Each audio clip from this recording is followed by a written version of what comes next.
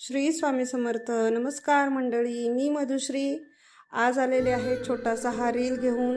लवकरात लवकर गणपती बाप्पा येणार आहेत, गौरी येणार आहेत, सगळे सणवाराची चाहूल लागलेली आहे. ऑलरेडी श्रावण महिना सुरू झालेला आहे आणि आमच्याकडे सत्यनारायणाच्या पूजेपासून खरं तर सुरुवात होती म्हणजे सणावारांची.